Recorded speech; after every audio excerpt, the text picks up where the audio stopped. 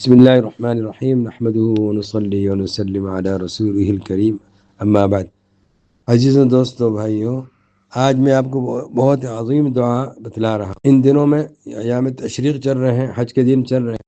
ان دنوں میں یہ دعا خاص کر کرنی چاہیے، کیونکہ اللہ تعالیٰ نے جب یہ دعا ذکر فرمائی تو یہ ایام حج، مناسک حج، احکام حج بیان کرنے کے دوران یہ دعا سکھائی ہے۔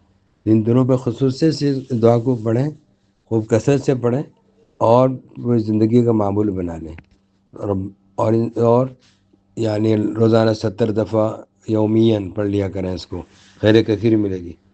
وہ دعا کیا ہے؟ ربنا آتنا فی الدنیا حسنۃ وفی الآخرۃ حسنۃ وقنا عذاب النار۔ یہ عربوں میں سے بعض لوگ ایسے تھے جو کہ حج میں آتے تھے اور یہ دعا کرتے تھے، ربنا آتنا فی الدنیا، بس اتنا، یعنی اللہ ہمیں دنیا کی نعمت عطا فرما دیجیے، اور آخرت نہیں مانگتے تھے۔ اور عبداللہ بن عباس رضی اللہ عنہما فرماتے ہیں کہ بعض قوم آرام میں سے، دیہاتیوں میں سے، عربوں میں سے جب آتے تھے حج کے لیے، اور یہ لوگ تو جب حج میں آتے تھے نا حج کرنے کے لیے، تو جو موقف میں آتے تھے جہاں پہ حج ہوتا ہے، تو فیقولون، کہتے تھے، یا اللہ اس سال کو بارشوں والا سال بنا دیجئے، اور خوشحالی کا سال بنا دیجئے، اور اچھی ولادت، یعنی اچھے بچے پیدا ہوں، ایسا سال بنا دیجئے۔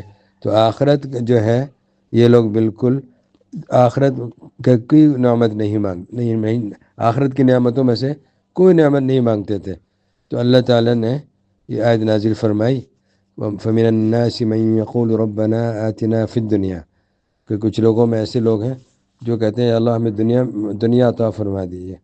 آگے فرمایا وَمَا لَهُ فِي الْآخِرَةِ مِنْ خَلَاقٍ، تو ایسے لوگوں کے لیے آخرت میں کوئی حصہ نہیں ہے، کوئی نصیب نہیں ہے آخرت میں۔ پھر اللہ تعالیٰ نے ان لوگوں کی تعریف فرمائی جو دنیا میں بھی اللہ تعالیٰ سے حسنہ مانگتے ہیں اور آخرت میں بھی حسنہ مانگتے ہیں۔ تو یہ سکھایا ربنا آتنا فی الدنیا حسنۃ وفی الآخرۃ حسنۃ وقنا عذاب النار۔ تو یہ آیت جو ہے، اس میں ہر قسم کی خیر دنیاوی موجود ہے اور ہر قسم کے شر سے حفاظت بھی ہے۔ اور یہ دنیا کی حسنہ جو ہے، دنیا کی حسنہ جو ہے، یہ سب دنیاوی جتنے بھی مطالب ہیں، آپ کی مطلوبات ہیں، عافیت ہے، اور کشادہ گھر ہے، اور اچھی بیوی ہے، اور رزق واسع، اور کشادہ رزق ہے، علم نافع ہے، عمل صالح ہے، اچھی سواری ہے، اور ثناء جمیل ہے، یعنی لوگوں کے قلوب میں آپ لوگوں کی نظروں میں اچھے ہوں، یا ثناء جمیل، لوگ آپ کو اچھا سمجھیں، یہ بھی نعمت ہے۔ کیونکہ لوگ آپ کو برا سمجھیں یہ تو اچھی بات نہیں نا، لوگ آپ کو اچھا سمجھیں یہ بھی ایک نعمت ہے۔ ثناء جمیل الی غیر ذالک، اور بھی اس کے علاوہ بھی جو بھی نعمتیں ہو سکتی ہیں دنیاوی، سب اس میں ساری نعمتوں کو یہ شامل ہے۔ اور حسنۃ الآخرہ کیا ہے؟ اس میں حسنۃ الآخرہ یہ ہے کہ سب سے اعلیٰ حسنہ آخرت کی یہ ہے کہ جنت کا داخلہ ہو جائے، جنت کا داخلہ ہو جائے۔ اور جنت میں داخل ہونے سے پہلے قیامت کے میدان میں گھبراہٹ اور پریشانی سے جو ہے نا انسان محفوظ ہو جائے۔ الامن من الفزع الاکبر فی العرصات و تیسیر الحساب، اور حساب میں آسانی ہو جائے۔ حساب میں آسانی کیا ہے کہ اعمال کو پیش کیا جائے گا، یہ نہیں پوچھا جائے گا کیوں کیا، یہ تو نے کیوں کیا، صرف پیش کیا جائے گا تیرے یہ اعمال۔ اگر پوچھ لیا گیا تو بندہ ہلاک ہو جائے گا کہ یہ تو نے گناہ کیوں کیا تھا۔ لہٰذا جس کے ساتھ اللہ تعالیٰ بھلائی کے ارادہ فرمائیں گے تو اس سے سوال نہیں کیا جائے گا یہ تو نے عمل کیوں کیا، بس صرف اس کے عمل اس کو پیش کیا جائے گا۔ یہ معنی تیسیر الحساب وغیرہ ذالک۔ اور اسی طرح آگ سے نجات بھی اس میں داخل ہے، جو جہنم سے نجات، اور جہنم کے سے نجات حاصل ہونے کے والے جو اسباب ہیں، اعمال ہیں دنیا میں، وہ نصیب ہو جائیں۔ جیسے گناہوں سے بچنا کے اسباب مہیا ہو جائیں، اور حرام چیزوں سے بچنا اور گناہوں سے بچنا، یہ سب نصیب ہو جائے، اور شبہات مشتبہ چیزوں سے اور حرام چیزوں سے بچنا نصیب ہو جائے۔ ابو القاسم عبد الرحمن کہتے ہیں کہ جس کو اللہ تعالیٰ نے قلب شاکر، شکر گزار دل عطا فرما دیا، اور لسان ذاکر، اور ذکر کرنے والی زبان عطا فرما دی، اور جسدً صابرًا، صبر کرنے والا جسم عطا فرما دیا۔ صبر جو ہے یعنی اللہ تعالیٰ کی طاعت پہ صبر کرنا، جمے رہنا۔ صبر کی 3 قسمیں، اللہ تعالیٰ کی طاعت پہ جمے رہنا، صبر کرنا، اور ایک یہ ہے کہ گناہوں کو چھوڑنے پر صبر کرنا ہے، کہ گناہ کو چھوڑنے سے تکلیف ہوتی ہے انسان کو، یہ اس پہ جمے رہنا، گناہوں سے بچنا۔ اور تیسرا ہے خدا نہ کرے کسی کو کوئی تکلیف پہنچ جائے تو اس پہ صبر کرنا۔ تو جس کو یہ چیزیں مل گئیں فقد اوتیٰ فی الدنیا حسنہ وفی الآخرۃ حسنہ، تو اس کو دنیا میں بھی حسنہ مل گئی اور آخرت میں بھی مل گئی، اور وقی عذاب النار، اور جہنم سے بھی وہ بچ گیا۔ اس لیے حدیث شریف میں اس دعا کی ترغیب آئی ہے۔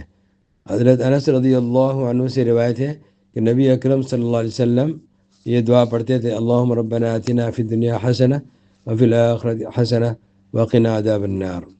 ربنا آتنا قرآن میں آیا نا، اس میں اللہم شروع میں بڑھا دیں، حدیث شریف میں اس طرح آیا، تو یہ قرآن حدیث دونوں کی جامع دعا ہو جائے گی، اللہم ربنا آتنا فی الدنیا حسنہ وفی الآخرۃ حسنہ وقنا عذاب النار۔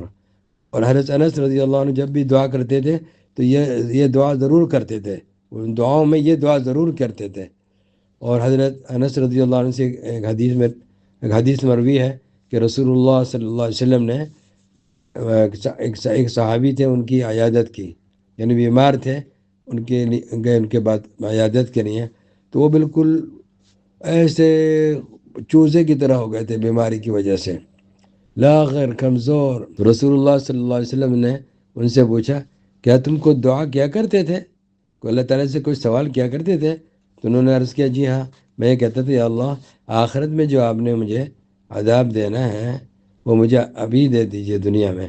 تو رسول اللہ صلی اللہ علیہ وسلم نے فرمایا سبحان اللہ لا تطیقہ، فرمایا سبحان اللہ، تم ایسی دعا کرتے تھے، ایسی دعا تم کرتے تھے جو تم اس کی طاقت نہیں رکھتے، سکت نہیں رکھتے، تم اس کی لا تطیقہ ولا تستطیع فہلا قلت، تم نے یہ دعا کیوں نہیں کی ربنا آتنا فی الدنیا حسنہ وفی الآخرۃ حسنہ وقنا عذاب النار؟ قال فدعا اللہ فشفاء، اللہ پس دعا کی جی، اللہ تعالیٰ کو شفا عطا فرما دی۔ ابن سنی کی روایت میں ہے فدعا رسول اللہ صلی اللہ علیہ وسلم فشفاء اللہ عز وجل، بس رسول اللہ صلی اللہ علیہ وسلم نے ان صحابی کے لیے دعا فرمائی، بس اللہ تعالیٰ نے ان کو شفا عطا فرمائی۔ میرے دوستو یہ دعا پڑھنے کا معمول بنا لیجیے، زندگی میں کم از کم 70 مرتبہ روزانہ پڑھ لیا کریں، دنیا آخرت کی خیر نصیب ہو جائے گی۔ اللہ تعالیٰ ہم سب کو توفیق عطا فرمائے۔ وصلی اللہ علی نبی الکریم وعلی آلہ وصحبہ اجمعین، الحمد للہ رب العالمین۔